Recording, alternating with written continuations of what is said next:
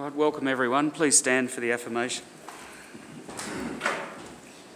We recognise the traditional owners of the land. We are inspired by the early pioneers and by those who gave their lives for our country. We now ask God's blessing on our deliberations and on our commitment to build a better lifestyle and environment. Please be seated. This council meeting is being recorded and live streamed to council's YouTube channel. The recording will also be made available on council's website. Whilst care has been taken to ensure that your privacy is maintained, please be aware that your presence may be recorded. Do we have any apologies? Councillor Lauren Dempsey. Thank you, Councillor. Right, could I have a mover to accept that, please? Happy to move, Mr Mayor. Could I have a seconder, please? I'm happy to second that. Thank you. All in favour? That's carried. Confirmation of the minutes. Could I have a confirmation of the minutes? Thank you, Councillor. Yes, Mr Mayor, happy to move that the minutes of the previous council meeting appear to be correct. Could I have a seconder? Happy to second, Mr Mayor. Thank you, Councillor Irwin. All in favour? That's carried. Any matters arising from the minutes? None there. Any presentations or awards? Presentation of petitions or joint letters? Any disclosures of conflict of interest? Informal meetings of councillors. Could I have a motion to recognise the informal meetings? Yes, Mr Mayor, happy to note the informal meeting of councils. Could I have a seconder? Thank you, Councillor Irwin. Happy to second. Happy to second it. Councillor Hessop. All in favour? That's carried. Do I ask if anyone wants to talk to them? All right, items brought forward. We've got a couple of items here to bring forward, and they are the following. Just let me find them first.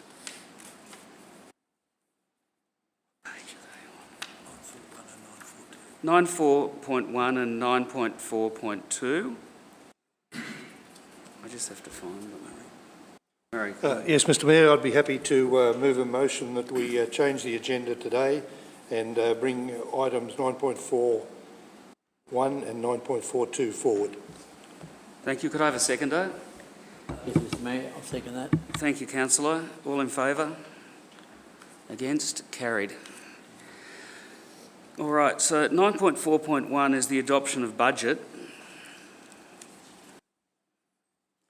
Let me just find it.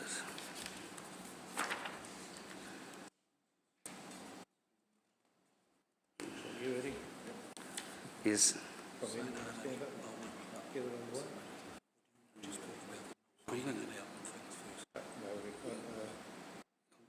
we brought them forward?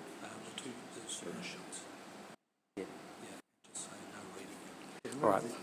So I'm just going to talk to this a bit. The reason we brought them forward is so as the people that are here today that have submissions to do with these items, it can be addressed while we're speaking to them. So it was just we brought them forward for that point.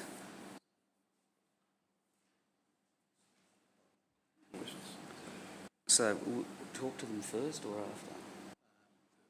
Okay, so St Arlid Bowling Club. Submissions is Samantha. They come forward and they get 3 minutes.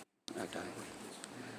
So I will ask the people who are here today to come forward, and you will have 3 minutes. It'll be to basically not to read the whole submission, but to outline the important facts throughout there, to just sort of do a quick summary for us. So the first one here is Samantha St Clair. Oh, the budgets. Hang on, that's a council plan. Where's the budget ones? Excuse me. I beg your pardon. The first one's Keith McPherson.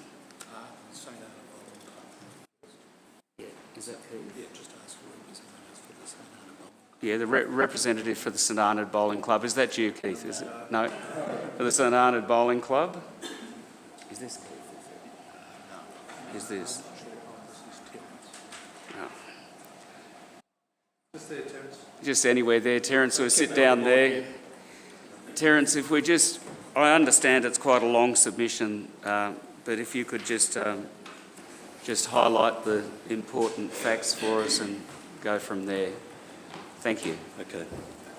Certainly, I'm Terence Roberts. I'm the Secretary of the St Arnaud Bowling Club. I'm accompanied by Murray Wood, one of our key members, and our new President, Tom Amos. My understanding was we were to confine ourselves to the question we asked, but fundamentally we request that the Northern Grampians Shire Council does not accept its external consultants' report that our 24th of March 23 Dome business case for the St Arnaud Bowling Club and Council not be supported. We've reviewed the project, reduced our first phase request to just 8% of the original request for improved disability, for an artificial, a second synthetic green and improved disability access. I request that these amounts be considered within the plans, the current budget plans for the current financial year and the forthcoming financial year. We do have a lot more detail about what that's about, but I understand you don't really want to get into that at this point, that there's another follow-up meeting in a couple of weeks. Yes, that's right. So we need to, but fundamentally we see that it's a three-phase project, and initially we would certainly like to double our playing capacity and to improve our disability access, because we believe there's an ability to attract all abilities tournaments from people all over our state. But we won't go into too much more detail at this point. But mainly our request is that we understand you have an external consultant's report which said our business case should not be supported, and we're asking that be put aside, please. Thank you, Terence. Thank you. Xander, are you going to talk to this? Thank you. So at today's meeting, I acknowledge Terence from the St Arnaud Bowls Club for his submission and the other delegates. The Northern Grampians Shire Council appreciates the club's commitment to expanding bowls participation in our community and region. Recently, we've endorsed our new sport and active rec strategy spanning from 23 to 2033. This strategy underscores our dedication to supporting local clubs like the St Arnaud Bowls Club in enhancing community participation and programming. Before considering any capital investments in our budget, it's crucial for us to collaborate further with the bowling club. This partnership will allow us to thoroughly investigate the feasibility of proposed projects and ensure they align with our strategic objectives. Past collaborations have proven beneficial, not only enhancing facilities but also securing additional funding from state and federal sources. All concepts and detailed designs for council-owned infrastructure need to be managed by council to ensure transparency, accountability and compliance with regulatory standards. While we cannot commit to capital funding at this moment, the council remains committed to exploring opportunities through strategic planning and responsible development. Our goal is to make a well-planned, sustainable investment that enhances community engagement and supporting opportunities in St Arnaud. We eagerly anticipate engaging with the St Arnaud Bowls Club in the upcoming financial year to discuss how we can support your initiatives within our shared goals. Once again, thank you, Terence, for your dedication to improving community sport and recreation facilities in St Arnaud. Thank you. Thank you. Thank you very much. Terence, we'll also be inviting you to one of our briefings in the not too distant future, so as we can discuss this with you one-on-one. We really appreciate that. Thank you. I mean, thanks so much. Still open on the table. Yeah. Thanks very much. Yeah.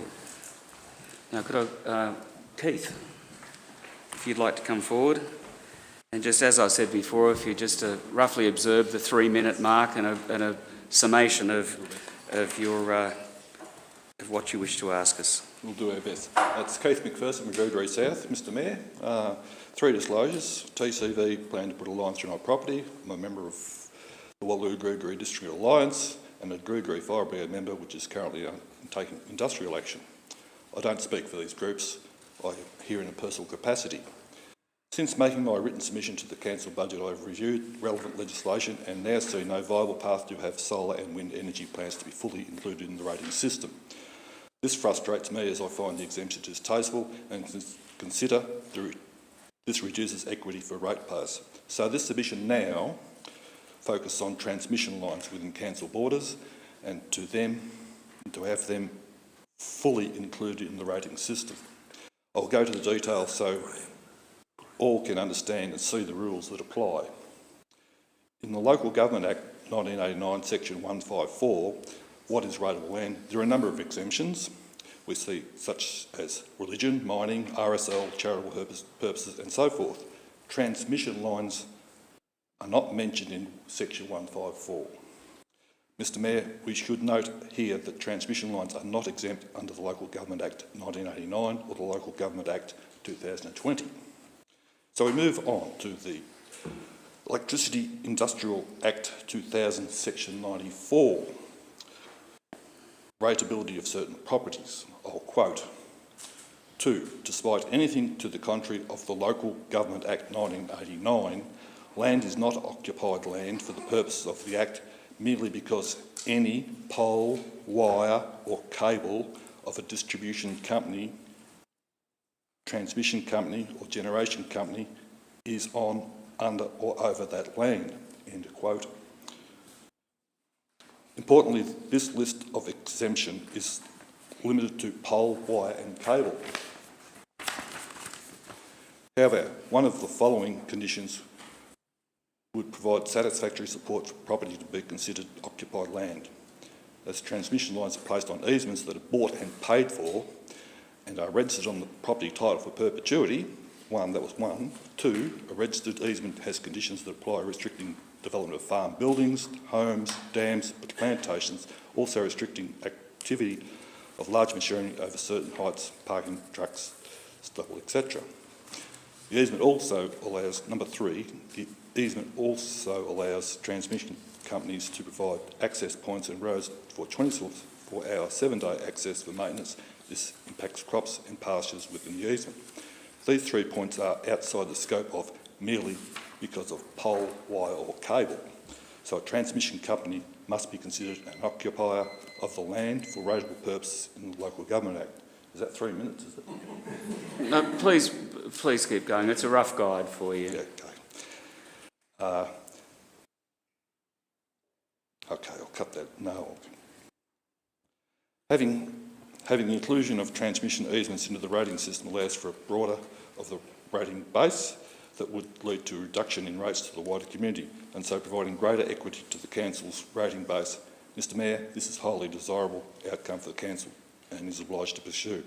In summary, Mr Mayor, transmission companies are not generally exempt. Transmission companies are occupiers. As occupiers, transmission companies are rateable. Towers and wires are fixtures under the updated definition of fixtures. The inclusion of transmission easement under the rating system will improve equity for ratepayers.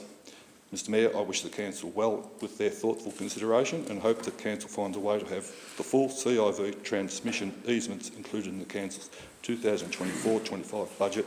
Thank you. Thank you, Keith. Have a seat. Graham, are you going to talk to this, please?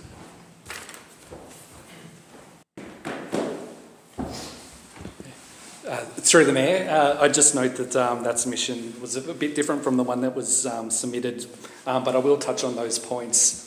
That Council's valuations fall under the Valuation of Land Act and are governed by, and the state government is responsible for those. When the valuer determines the change of use of the land, those valuations are provided to us and that's when they fall under the rating system. At this stage, if there's any change in that, it would form part of our supplementary rates and it would be accounted for. But that is all done under that mechanism for it to get into the rating system. Council has no discretion on that. It comes through that valuation of land from the valuations provided by the state government. Just in relation to some of the original points in your submission, the total value of land, as disclosed in the budget, is for our rateable properties only.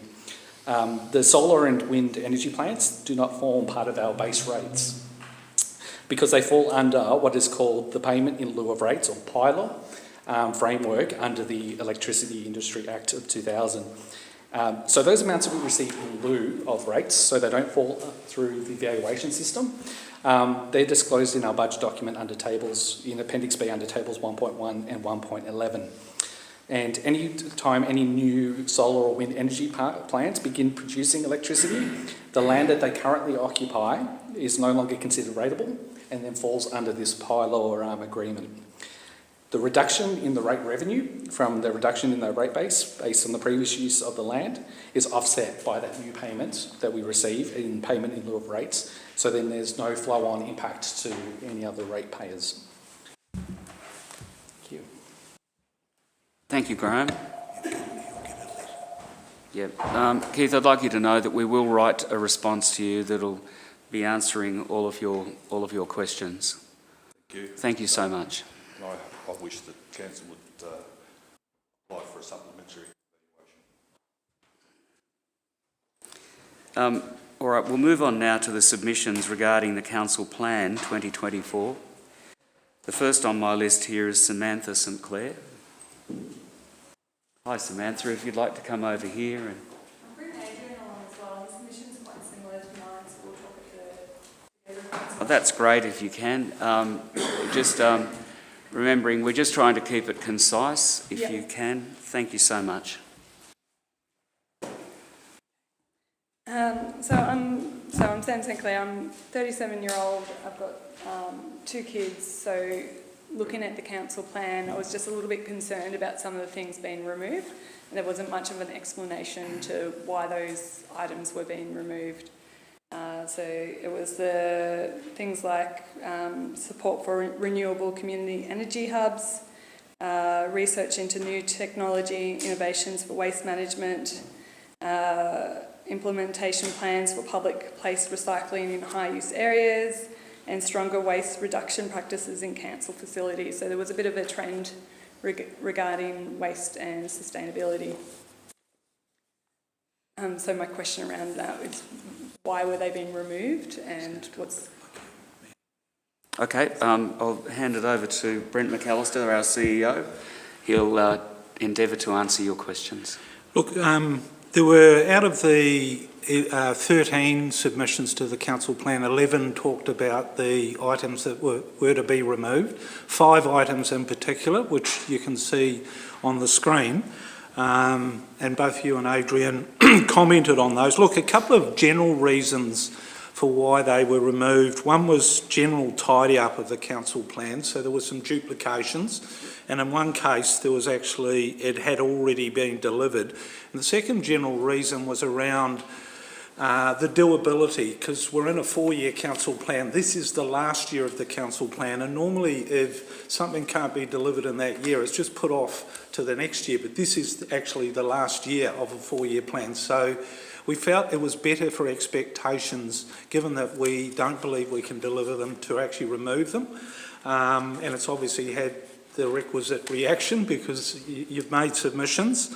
And obviously, so that's the general reasons. In terms of your 5 items that you commented on, the first one around support for establishing renewable community energy hubs, why that was removed. In short, it was removed because of VNI West. Now, VNI West, when that item was planned, didn't exist. And over the last 18 months, certainly since I've been here, I would be spending probably 30% of my time on it, and the staff who were down for doing the renewable energy hub were also spending that time. So essentially that particular transmission line, which has absorbed a huge amount of our time, has displaced this item in terms of the council plan. So that's why that was recommended to be removed. The other one, which is the suggested removal of the visitor services and Halls Gap management review, talking to the director, Justin Kingham, essentially it was an error in that the review of the VICs, and it was before my time, happened in 2021. Grampians Tourism used to run them. The council made a decision, did a review, and that's what it's talking about, and decided to bring those operations in-house, and we now run them in-house, not with Grampian Tourism. And so essentially the review had been done, so that we felt that rather than thinking there's another review, we suggested removing those items. However, just talking to staff, there are certain things that are still being done. There's 3 kiosks planned for the Grampians area, of which Halls Gap is going to get one of those, and that's funded by the state government, $500,000. And also we have $50,000 from the state and $80,000 in this budget to review essentially the floor plan of the Halls Gap VIC. So the redesign, I think Adrian, you talked about the redesign of as you walk in there's a big, almost vacant foyer, and then you get someone behind the counter. We've got essentially, $150,000 to look at how we redesign that space. So just because we're removing the review doesn't mean that we're not doing anything for the Halls Gap Visitor Information Centre, but Trenton is going to cover 3 of the other items relating to waste and recycling. Yep, just before we do that, I've just got a question here from Councillor Ostasovic. Thank you, Mr Mayor. More a statement. Hello, Sam. A statement, yes. And our future voter. Thank you. I have a tendency of doing that, so thank you.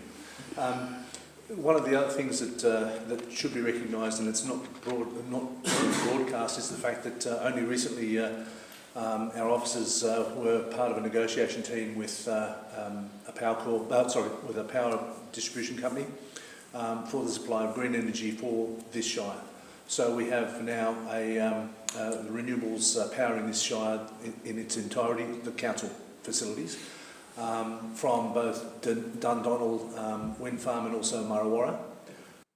Pardon me. The other aspect which may interest you is that there's a community group here that we're looking at solar renewables for this township, something of the order of 5 megawatts. That's still ongoing, but it's not a council initiated project. It is truly a community initiated project, and that will probably come to council at some later stage. So that's what I wanted to add. Thank you. Good point. Thank you. Trenton. Yes, thanks, Mr Mayor. Just to tie off on the waste management items and similar theme, really about housekeeping and us managing the council actions in a sort of consistent way. Items 3 and 5 being the research, new technology and innovation for waste management, and the implementation plan for the stronger waste reduction practices within council facilities. Those items were removed because they were written as a general activity and were vague in nature, rather than actually being a tangible deliverable, which is something we've been trying to do, is put more tangible items within the actions themselves. So on review, we believed that these items were somewhat redundant for the purposes of the council action. Item 4 being the implementation plan for public place recycling in high-use areas. So that item was also deemed redundant because council obtained a grant to deliver public place recycling really early in the council term, which really fast-tracked that project. And so council has already installed public place recycling in Halls Gap and in other priority open spaces, and you'll even see in Sanana they're starting to come in. So we deemed it unnecessary for us to continue to monitor that action in particular, because it was about implementation planning rather than actually doing. So just as a general comment, the removal of these items in particular for the council plan doesn't really reflect our operations as such. Our continued improvements in this service and activity towards reducing waste to landfill. Council's commitment is to better sustainable waste management practices can really be explored in our waste management strategy, which sort of sits underneath the council plan. And we have actions in there specifically. Yeah. That is available on our website, and if you are interested, I implore you to have a look at that. Yeah. So that's me. Thanks. Okay, Brent, would you like to make Look, just a couple of other points. Look, to be frank, we should have explained why we were removing those, yeah. So apologies for that. Yeah. It's a learning for us in future. The other thing is, as I said, it's the last year of a 4-year plan. We got a lot of fantastic material in these submissions, these 13. We've got another council plan coming up, and that'll be year 1, so certainly all those things will be taken into account. Justin Kingham's heading that up, so thank you. We very much appreciate your efforts. Thank you. Do you want to ask Adrian? Yeah. Adrian, has that answered your queries, or would you like to address? The only thing I'd add to that is, I guess, to say thanks to councillors Brent and Trent for the responses and for allowing us to be here for the day. I guess the bit that is kind of left out that Brent just mentioned at the end, that I had in my head to respond to, was that it does come to that communication piece. And I noticed that within the council plan there's the visions at the start, and one of them is be a better council, with a specific thing to say that to actually explain why decisions are being made. And as you can tell, the submissions, or a number of submissions on these topics, it does strike a bit of a chord for the folks out predominantly in Halls Gap. And I guess we also wanted to acknowledge some of the great work that is being done within council. Part of the confusion with some of the points that we highlighted in our submission is that there seem to be points being removed on things that were actually already being done. The example being the Halls Gap Information Centre. It didn't seem logical to be removing a point from the plan on something that had already been done when there's other points in the plan that have got the status as completed. So that's where part of the confusion came in, is that if that project or that item in the plan had actually been completed, why would it be getting removed? The other one being the support for renewable energy hubs, and that might be I guess a point of ignorance and lack of understanding of how the plan and how it actually works from a mechanical perspective from my end, that taking that point out of the plan seems to be sending a message to people that the council no longer supports this type of activity, and that's where some of the, I guess the heartstrings were tugged within our community, and why there's so many people who felt they needed to submit and share their voice. Okay. That's all. Well, thank you. Does anyone want to address those? No? No, I think that was all. You will, that, so. Samantha and Adrian, you'll both receive a written response, a detailed written response that answers all of your queries. Thank you so much for your time. Thank you. Okay. Yeah, Anthony Mayer? You here? Ant or Anthony? Ant. All right. Please, if you, yes, just could outline the details, please, of your question. So, it's all very exciting. Whilst I've done a lot, I think, I've never spoken directly to a council before, like in this setting. So I might muck up a bit, but anyway, let's dive in. So first of all, I'm really appreciating being part of democracy, because this is fantastic, because democracy, which lives and breathes, has its foundations in participation, so Adrian and all of you lot participating, but it lives and dies on the advice you receive and how you act on that advice. I'm not telling you how to suck eggs, but this is just my framework. I approach this with an assumption that all of you are here because you want to serve in some capacity, either in a professional capacity or in a vocational capacity, and that you, at the end of the day, want to leave this place better off than you found it. That's what I believe, honestly, earnestly, about everyone here in this room. So they're my assumptions about you. To clear up assumptions about me, I'd like to point out that, whilst I'm a farmer at the moment, I've also spent time in a Special Forces Green Beret Regiment. I've ridden horses from Melbourne to Cooktown across Australia over 433 days. I've been a teacher, an outdoor educator, an owner builder, a whole bunch of other stuff besides. But all of these things have framed my comments and my submission. The 3-minute time limit, just on a little bit of housekeeping, when I discussed, because I didn't know how this comment and this process would go, I asked council, so how does this go? How does this submission go? Is there a time frame? That wasn't communicated to me, so maybe tidying up how that is communicated to new people to give a submission, because, and also it was just that we would read out the submission. So again, tidying up expectations, because I was scribbling furiously because I had to repivot just when, and I understand that it exists, but we didn't know it. I didn't know it exists. So I'm assuming that everyone has read my submission, is that correct? Yes. Both officers and councillors? Yep. Yes. Good, excellent. And I suppose that then, just using Occam's razor, come down to the point of, does anyone of you have any, for the public record, objections to any of the arguments? I'm assuming you took note, you might have taken notes, and if they're important enough, you'd bring them forward so we could discuss, because that was also indicated to me that I would be able to hear some of the comments on those in this forum. That's the point. That's the question. Yeah, we will. Would you like to do that now? I can give a response at the end. Yep. Yep. Just so your questions. So I don't need to go through my question. I don't need to go through my submission. Okay. Because you all have copies of it and you've all read it, and that's the information that's been delivered. All right. Well, I can sum up in one question or one statement, perhaps, yes, if that helps. So,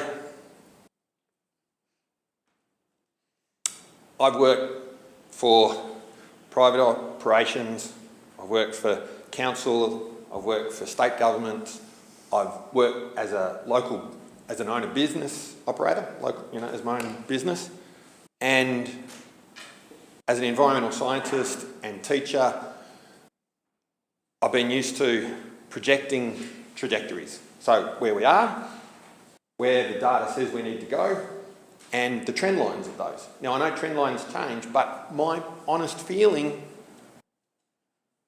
is that the rate of change towards a future at the end of your vision, the council vision, which is really well written, the rate of change and the trajectory contained within that change is not going at that trajectory going to hit where the data says we need to be. So I, as an ex-soldier, you'd understand I'd lay down my life for this, my family, my community, my country. So my focus is on my children, and I'm just raising the point that I believe that the trajectory we are following at the moment, not just as a council but as a state and as a federal government and as a community, is not going to get us to the point where we need to be at the end of your vision, and certainly at the end of my 30,000 days, which will clock off around about 2050. And if I may just clarify, because you haven't mentioned it, is the ecological issues and climate change. They're the specific things that you were talking about initially. In the submission, yes. So you're talking about reaching a target. Let's be clear about what you're talking about. Okay. So call it out. Yep. Sure. Go ahead. To be specific, for example, this morning I was on the Pinnacle and I noticed changes up there, because I also grew up in Halls Gap, and I noticed changes over that time span. My family have been in that valley for 4 generations, and I've noticed change in that period.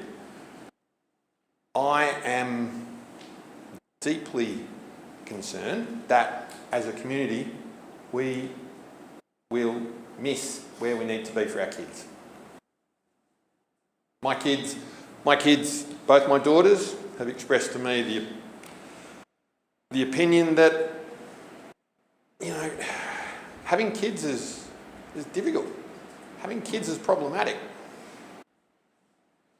And there are grandparents here, and I'm facing it not being that.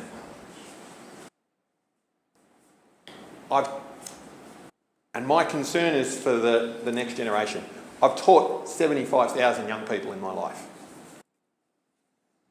Stood in front of 75,000 young people, and it's those that I suppose I would like to think I'm representing.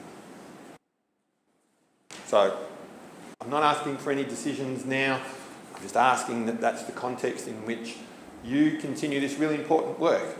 Like, we have diversity of opinions, and that's what we have a council for and submissions for.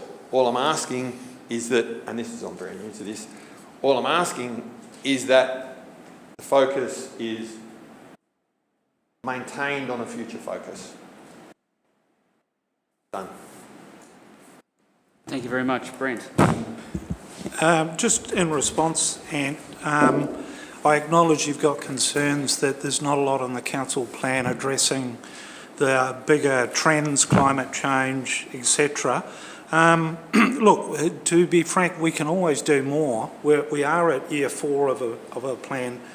Obviously, when the new council's elected, we'll have a new council plan, and I think some of the stuff you're talking about is definitely we will brief the council and we'll go into the new council plan. But in terms of the current council plan, 21-25, we do, just talking to the director of this particular area, we do have some things that do address the trends that are happening. A couple of examples are the Healthy Ageing Hub. Council has set up hubs in St Arnaud and Stawell to support the ageing population we have, and that's a major trend that we have in the Shire, is an ageing population. So there's an example of it. And it mightn't be everything, but it's certainly something council's doing. The other one that addresses climate change and natural disasters is the Community Resilience Project. And that's something that council has state funding for and is very much trying to address some of the flooding issues, some of the bushfire issues in a more holistic sense. So in short, we're doing some things in our council plan. We can do more, and no doubt the new council, once they're elected, will consider all the things that you've done. But thank you very much for your very thoughtful submission. It was a pleasure to read, and you'll get a letter covering some of the more detailed aspects later on. But back to you, Mr. Mayor. Yes, thanks, Ant, for that, and we'll send you a detailed response. Okay. Thank you. Thanks for listening.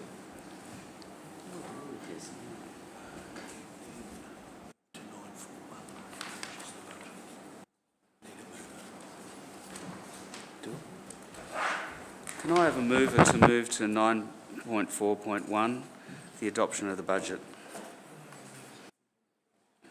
Might be you, Eddie. Page 12.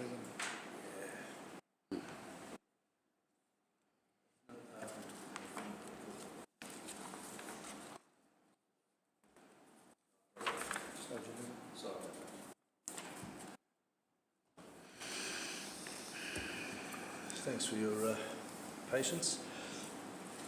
I have the privilege of moving this short motion. The motion is that Council, having considered the draft budget 2024-25 and having distributed the budget for community consultation, resolves as follows. 1. To adopt the budget 2024-25, comprising the 2024-2025 financial year plus the subsequent 3 financial years, pursuant to Section 94 of the Local Government Act 2020. 2. To declare rates and charges for the 2024-2025 financial year as follows. A. An amount of $20,400,000 be declared as the amount which Council intends to raise by general rates, municipal charges and annual service charges later described in this resolution, which amount is calculated as follows. 1. Residential rate, $9,893,000. 2. Commercial rate, $957,000. 3. Industrial rate, $501,000. 4. Farm rate, $5,780,000. 5. Cultural and recreational land, $15,000. 6. Municipal charge of $338,000. 7. Annual garbage charge of $1,728,000. 8. Annual recycling charge, $1,188,000, for a total, which is 9, of $20,400,000. B. A general residential rate of 0.4472 cents in the dollar of the capital improved value be declared for the period 1 July 2024 to 30 June 2025. C. A farm differential rate of 0.1419 cents in the dollar of the capital improved value be declared for the period 1 July 2024 to 30 June 2025. D. A commercial differential rate of 0.5639 cents in the dollar of the capital improved value be declared for the period 1 July 2024 to 30 June 2025. E. An industrial differential rate of 0.5639 in the dollar of the capital improved value be declared for the period 1 July 2024 to 30 June 2025. F. In accordance with Section 4 of the Cultural Recreation Lands Act 1963, it be confirmed that the amount payable in respect of the recreational lands listed below be determined by multiplying the capital improved value of these lands by 0.3939 cents in the dollar. G. Municipal charge. Council resolves to adopt a municipal charge for the period of 1 July 2024 to 30 June 2025 at the rate of $41 per assessment. H. Service rate charge. Annual service charges have been declared for the period 1 July 2024 to 30 June 2025 as follows. 1. Curbside garbage collection services, $277. 2. Additional curbside garbage collection services, $159. 3. Recycling. Curbside recycling collection services, $190. I. Consequential that the Chief Executive Officer be authorised to levy and recover the general rates and the municipal charge and annual service charges described earlier in this resolution. Thank you, Mr Mayor. Thank you. May I have a seconder, please? I'm happy to second it. Thank you, Councillor Heslop. Would the mover like to speak? Let him take a drink of water before Yes. I thought I'd said enough. The budget, I won't use this. The budget has been developed with respect to the council 4-year plan, the operational requirements to deliver the 4-year plan, which was, after all, developed by the community. So the community developed the council action plan. The council has allocated those monies required to deliver the plan. But also, courtesy of our exceptional asset management plan developed by council officers, we are in the position to be able to build roads, maintain roads, rectify roads, curb and channeling the street beautification project here in St Arnaud and Stawell and right across the Shire. We have requirements to provide infrastructure for places like Great Western, the football netball club down there, Navarre. So all of these numbers add up to the budget, and one of the major things that we all have to consider is these things don't happen in isolation. They require bodies. Council is basically a series of bodies that are required to deliver services and infrastructure to the community. Without those officers in-house to deliver those services, nothing gets done. And we'll be puddling along without any of the infrastructure or any of the services that we require as a community. So to that end, I commend this budget to Council. Thank you, Councillor. Councillor Heslop. So this budget has been out the draft budget's been out. We didn't have any submissions that wanted us to change the budget, so that was good. And the 3 submissions we have were in line to different aspects of our spending, but the overall value in what we've achieved in our budget, I think, is good.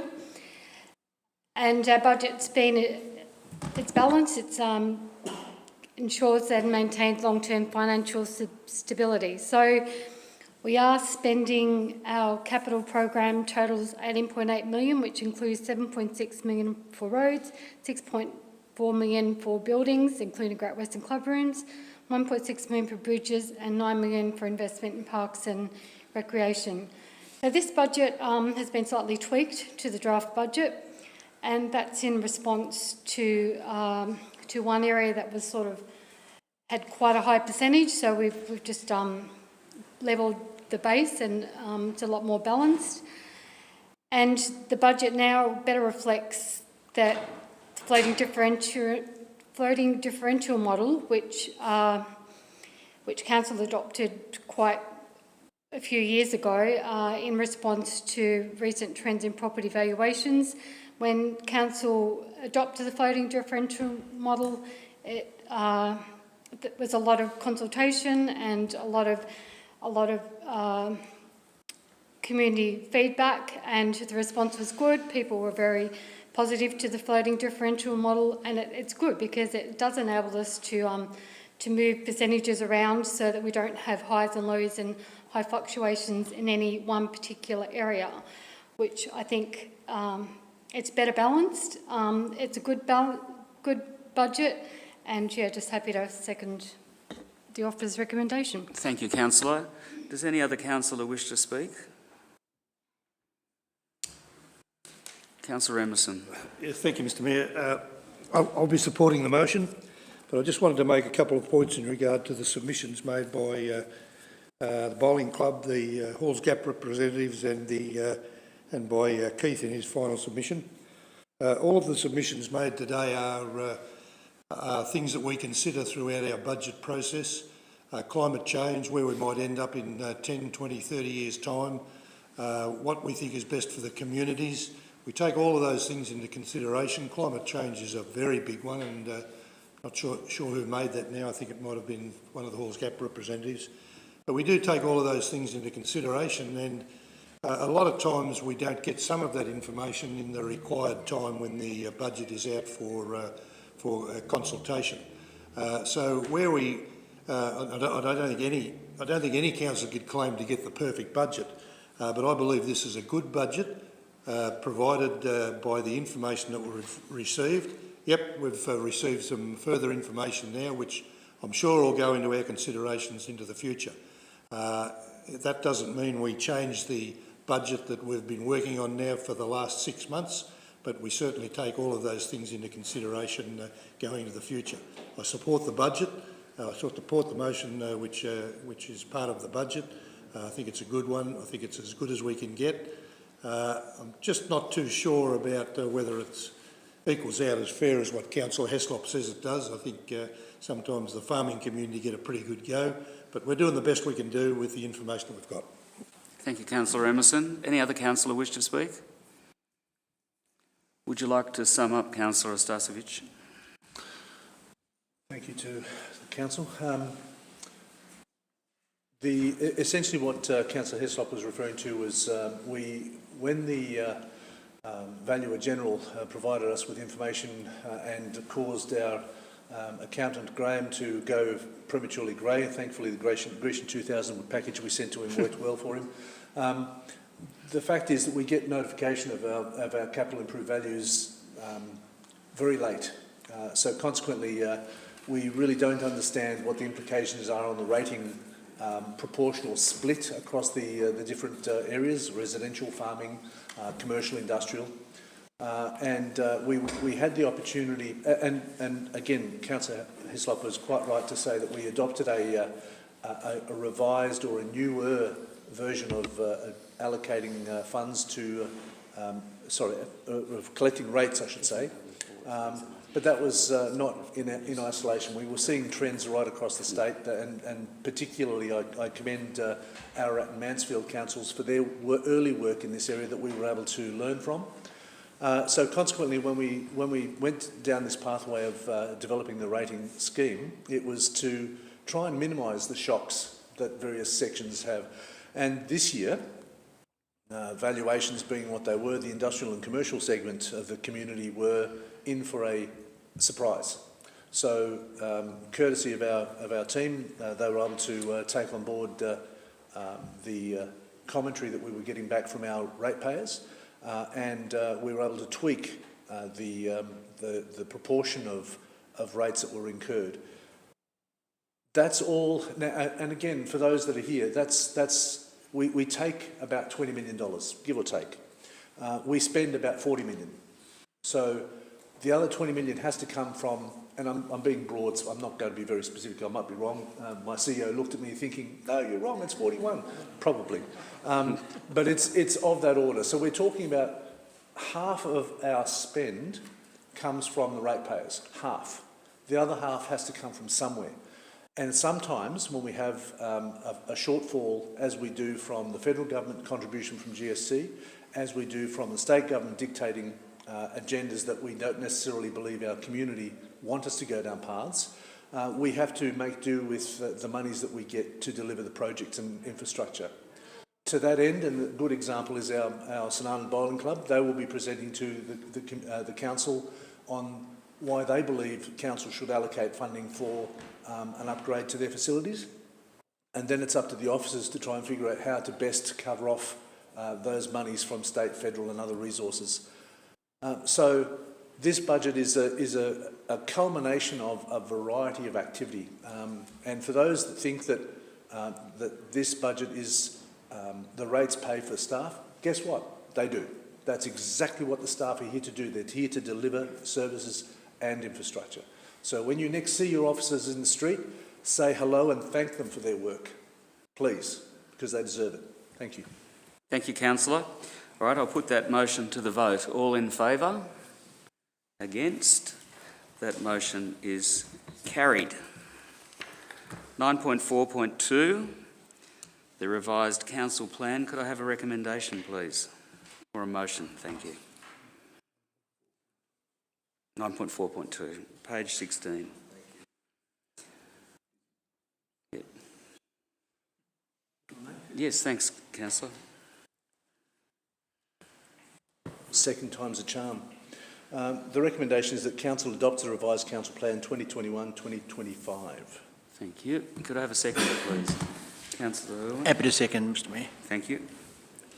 Councillor Starcevic. This is where the rubber hits the road.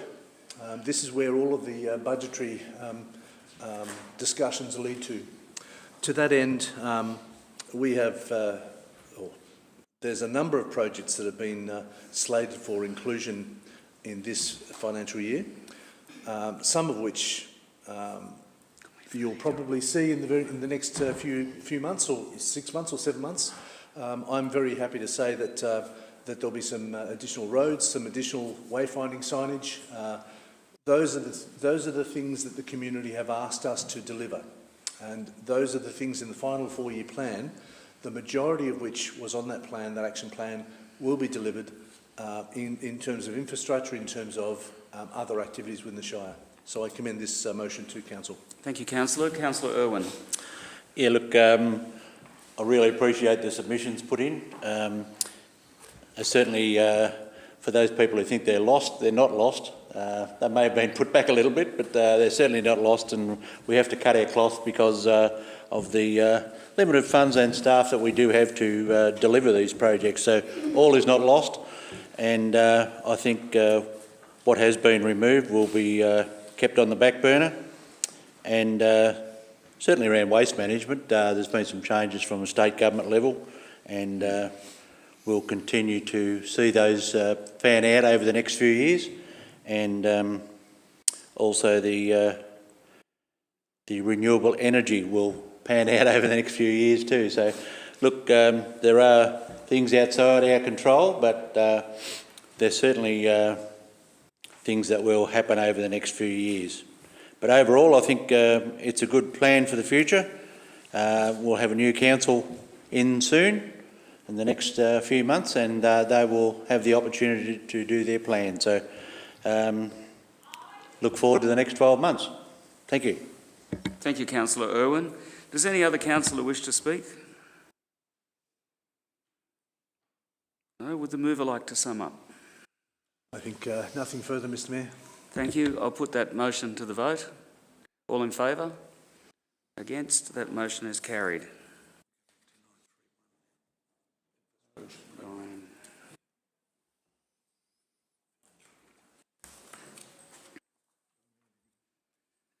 All right, 9.3.1, the Infrastructure Program 24-25. That's on page 9 for everyone, because we're going backwards and forwards here a bit.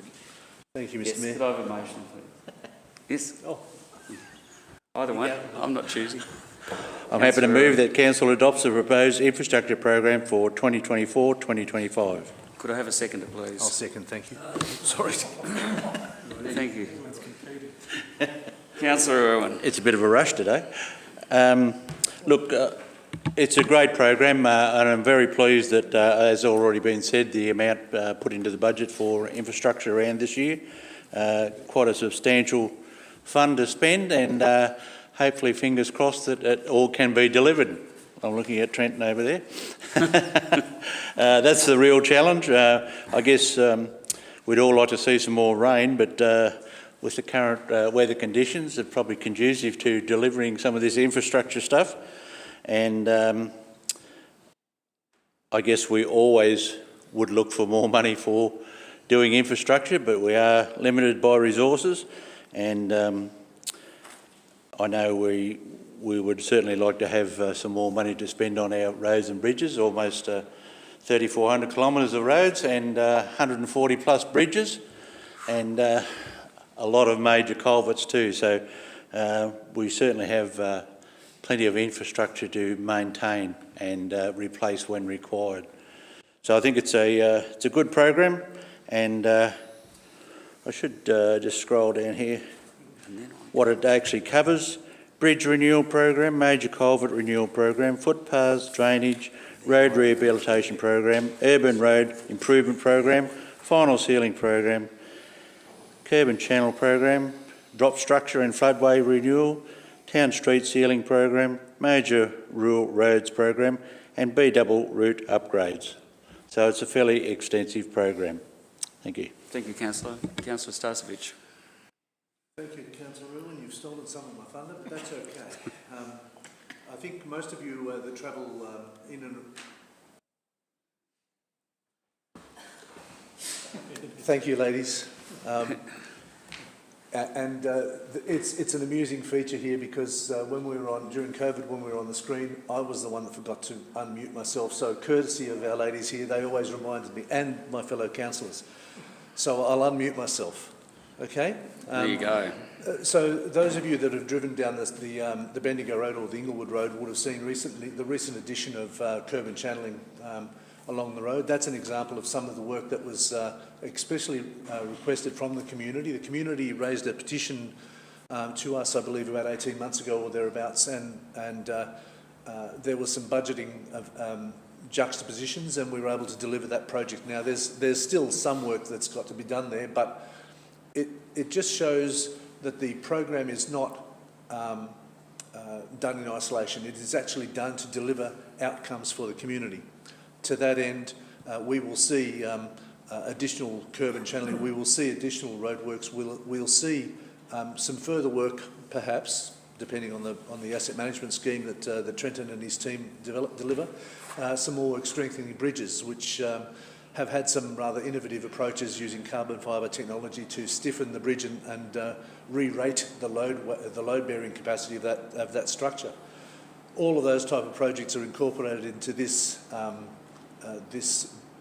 infrastructure program, and will continue to deliver those sort of things down through new councils ad infinitum, because at the end of the day, those are the sort of things that the community tell us that are important to them, and those are the things that find their way into the council plan.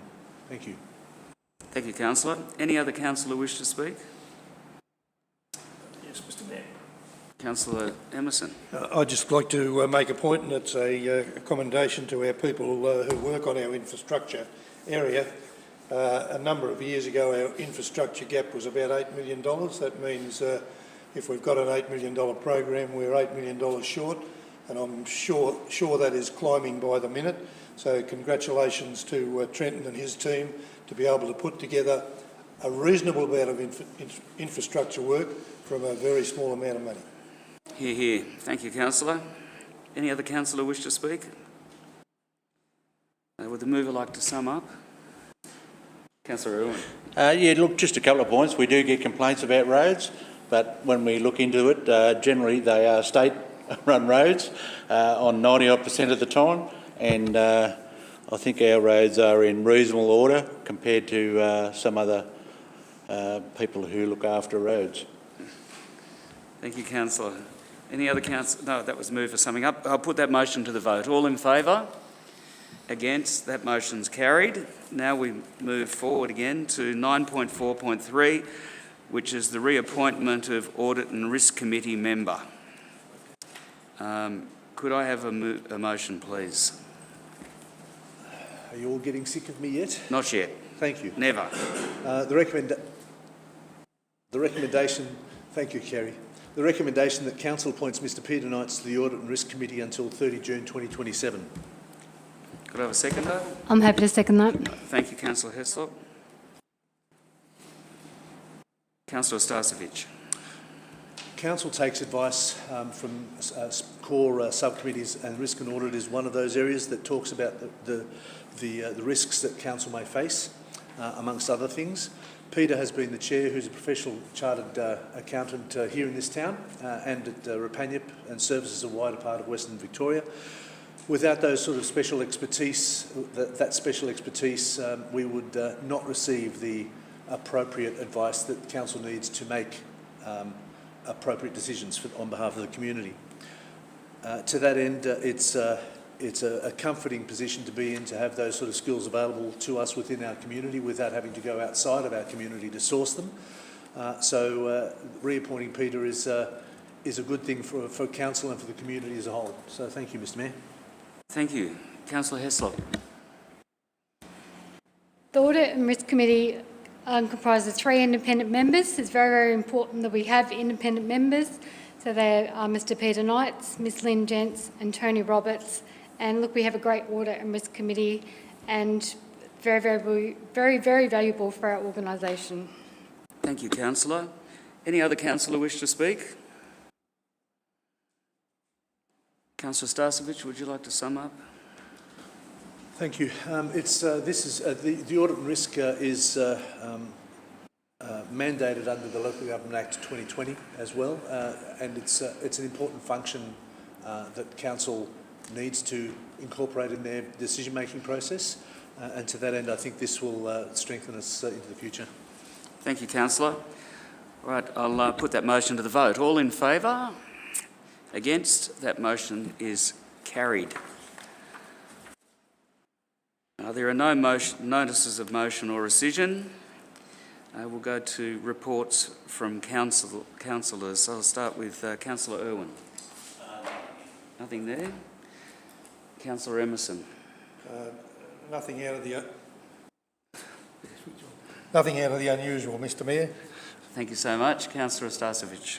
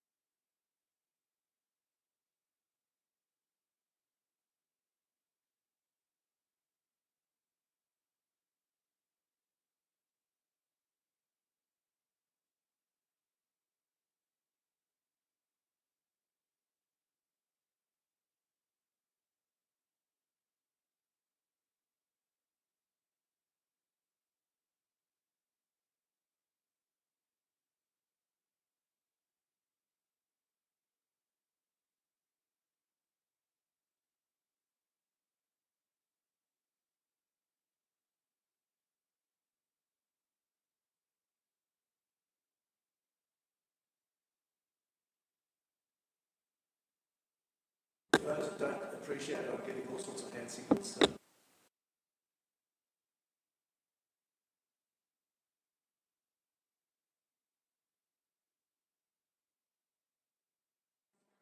So that end, the community has approached me again to find out what's happening in this space, because as time advances, the plans of Parks Victoria continue unabated. And the government has been very clear on community engagement and community consultation, none of which have applied in this particular case. So to that end, we need to again, Mr Mayor, challenge the concept of lack of engagement and consultation as a way to do business, and re-engage with the Minister, and also with Martha Haddon, who was trying her best. And can I also say a big thank you to Emma Keeling as well, who has raised this in Parliament. We seem to be getting absolutely nowhere. Parts of Victoria are getting somewhere, perhaps.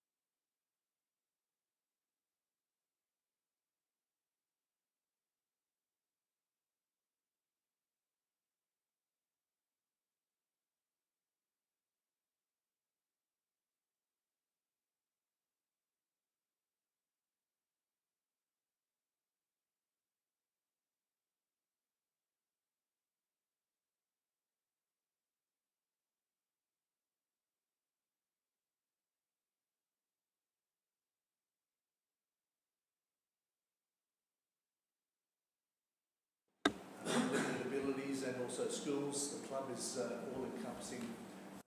I'm really pleased to hear that there'll be an opportunity to present to Council in the short term. And that is it for me, Mr Mayor. Thank you very much. Councillor Karen Russell. Just to report, the Grampians House, the community reference group, which I sit on, so Grampians House Stall has unveiled plans for a $5.15 million operating theatre at Stall campus. So they'll have 2 theatres, so it's very, very exciting news for Stall Hospital. So last week also went to the Grampians Wimmera Mallee Tourism Industry Forum. So very informative sessions, good networking, there's a good group of people there, and we learn a lot on research and strategies to engage different markets and how to use marketing, Facebook, Instagram to their full potential. So at each forum they'll have guest speakers and they'll talk to something in the tourism industry, and yeah, they're great events. Be good to see a few more people support them. But I think they sort of hold their own, and there was a good amount of people there on the Friday. So Friday was at Stall, and yeah, just thank the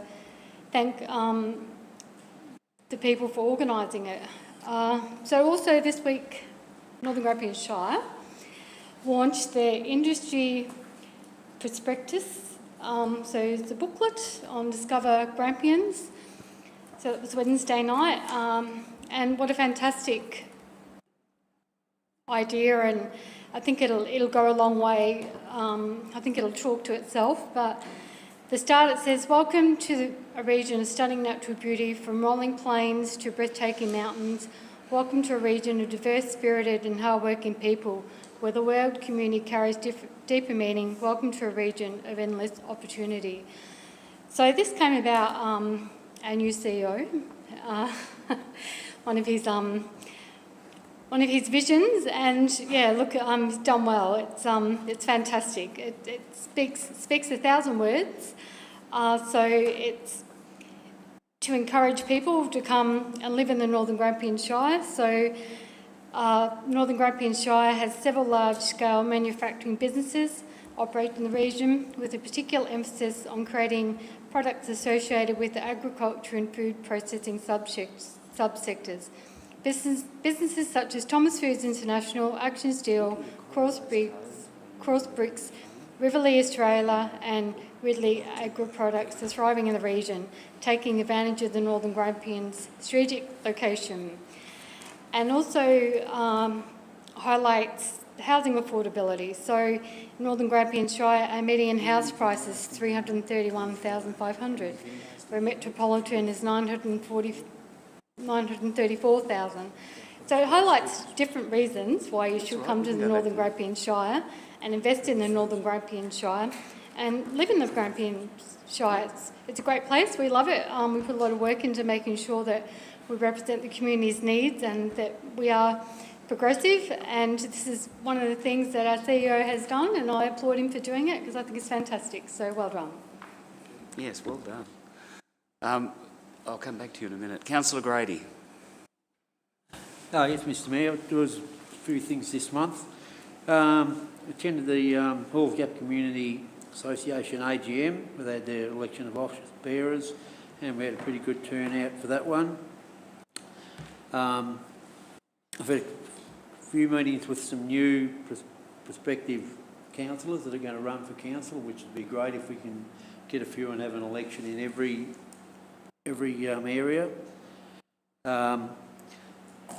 We had a good meeting out at the Halls Gap Ratepayers meeting. Trenton came along with us, and we answered a lot of the questions, and quite a few of the questions that were in the submissions were answered on that night.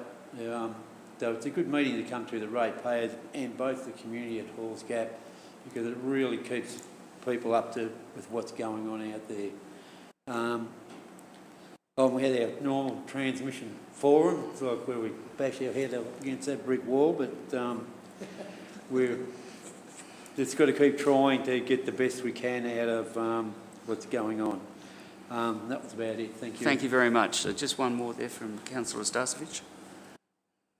Thank you for your tolerance, Mr Mayor. I forgot. Very welcome. I forgot one thing, and I'm sure that Rotary would draw and quarter me. Rotary have entered into a collaboration with the Filipino community as part of the multicultural drive within the Shire. And I'm really pleased to say that they've formalised their agreement and have moved things very quickly. So on the Wednesday the 3rd of July, the Filipino community will be providing food and song to the community, and there'll be invitations heading out to a lot. And I'll tout for some more if the Rotary Club can tolerate it. Please contact Russell Steele and ask for your invitation. But the key aspect here is that this is the first salvo across in St Arnaud to recognise the cultural diversity that we're seeing here as a direct result of the businesses that Councillor Hessop was talking about. We've got a range of businesses here in town, from Gilmac through to Bayada, Riverlea, etc., who currently employ a number of Filipinos, and the ranks of the Filipino community in and around our district are something around 65 people. And they're invisible. There are very few of us that would be able to name 5 of them. 2 of them work at IGA, and I'm sure that Gretchen and Donna would be more than happy for me to say that they're outgoing. They are. They'll tell you. But can I say to you that this is a wonderful opportunity to experience a different colour to your lives by exposing yourself to a way of life that we're not familiar with. So please, this is the first of, I hope, many that Rotary will extend beyond the Filipino community, but this is their first foray. They're unfamiliar with it, so please support Rotary in their endeavours. Thank you, Mr Mayor. Thank you very much. I went to a 100th birthday the other day of a lady called Margaret Rashi at Eventide, and I know her daughter well, Lynn Bibby, and it was wonderful. I've never ever been. It shows you, you see, being mayor's got advantages. You can get to go to a 100th birthday, and I've never been to one before. And I saw the card from Charles and Camilla, and I saw the other card from the Governor-General, and she had everything there, and it was a really special experience. I'll go through the good things that I've done. That we had a citizenship ceremony, and when you're the mayor, you get to swear in new Australian citizens from time to time, and we had 3 new ones last week, and it's done at the town hall. It was done at the town hall in Stawell, and it's a very emotional and quite a fun thing, and you can tell just how thrilled they are to be becoming Australian citizens. I was joined by my fellow councillor, Councillor Grady, and I was also going to talk about the book that Karen's already spoken about so eloquently, but it also has, remember the QR codes that we had whenever we went into a business? It's got QR codes in there, and another initiative of our CEO coming in here was he's had 24 videos made, very professional, beautifully edited videos that you'll be seeing, and they encompass various locals and their businesses, and they go right across the Shire. And those QR codes are in that beautiful book, and you can scan them and you can watch the video on your phone. And you'll be seeing them pop up, I guess, on Instagram or on Facebook feeds. But they're also in that booklet if you manage to get one. We haven't got any here, have we? Yeah. Really, really, really professionally well done. Show the scope of our wonderful region, and with the photography and the editing they're just superb. And I would recommend to everyone who's here, especially those of you over there in the public gallery, if you can get a copy of that and look at the videos, you'll be absolutely thrilled. There's been other things happening too. There was a multicultural event by the East Timorese, or the Timor-Leste people. It was basically a light luncheon, and they had entertainment there at the Powerhouse in Sloane Street in Stawell, and it was to celebrate the diversity and unity of the people from all cultures and backgrounds. that was really good. As I said, I had the 100th birthday. We've had the prospectus launch and the citizenship. There's been many other things too that I've had. Tourism Forum, which was amazing. We're now the GWM tourism group, and I think there's 8 shires. Yes. 8 shires involved in this group, which all come together to promote our region. So it's not just our shire, it's all the shires around us and the whole region. And that was a wonderful experience, and I think this is going to be a very, very successful endeavour moving forward. That's about it from me. So, could I have a motion to receive the reports from councillors? Thank you, Mr Mayor. Happy to move a motion that we note the councillors' reports. Thank you. Could I have a second? Happy to second, Mr Mayor. Thank you, Councillor Irwin. All in favour? Against? That motion's carried. Thank you. Now, any urgent business? No urgent business.